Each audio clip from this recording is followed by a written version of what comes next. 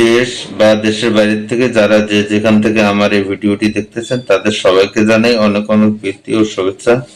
আশা করি সকল খামারি ভাই ও বোনেরা আপনারা ভালো আছেন এবং সুস্থ আছেন। নিত্যদিনের মতো আপনাদের সামনে নতুন একটি ভিডিও নিয়ে চলে আসলাম, যারা রেডি পুলেট মুরগি সংগ্রহ করেন তাদের জন্য এই ভিডিওটা খুবই গুরুত্বপূর্ণ।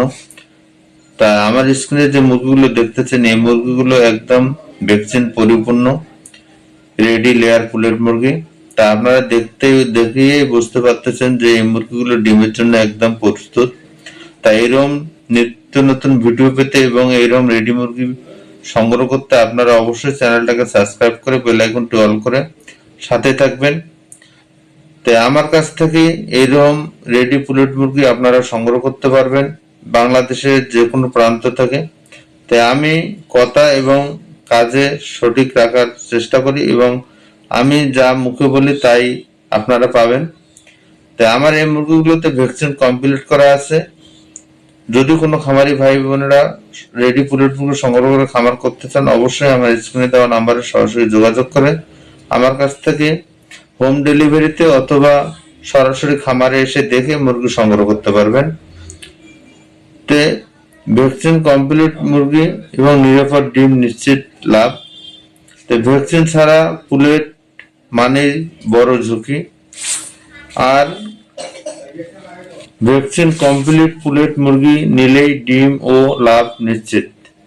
তাই এই ভিডিওতে জানবেন কোন ভ্যাকসিন কমপ্লিট পুলেট নেওয়া জরুরি, কোন কোন ভ্যাকসিন অবশ্যই থাকতে হবে এবং নতুন খামারিদের সাধারণ ভুল, নিরাপদ ও লাভজনক পুলেট সংগ্রহ। তো কোন ভ্যাকসিন কমপ্লিট পুলেট নেওয়া জরুরি তা আপনাদেরকে অবশ্যই খেয়াল রাখতে হবে, যেহেতু এই মুরগিগুলো দীর্ঘ 2 বছর আপনাদের খামারে ডিম দেবে। শুধু ডিম দিলেই নয়, এই মুরগিগুলোতে সঠিক ডিম প্রোডাকশন থাকতে হবে। 95 নিম্ন থাকতে 95% প্রোডাকশন, না হলে দেখা যাচ্ছে যে আপনার খামারে পোষাতে পারবেন না এবং লাভবান হতে পারবেন না। তাই আমি বলবো আপনারা অবশ্যই ভালো মানের পুলেট মুরগি সংগ্রহ করলে তাহলে আপনাদের মুরগিতে ডিমের প্রোডাকশন 95% 100% থাকবে, এটা আমি গ্যারান্টি দিচ্ছি। এছাড়া যে বিষয়গুলো দেখে আপনারা মুরগি নেবেন সেটা হলো অবশ্যই মুরগিগুলোতে যেন H5 H9 এই ভ্যাকসিন 4টে যেন অবশ্যই করা থাকে।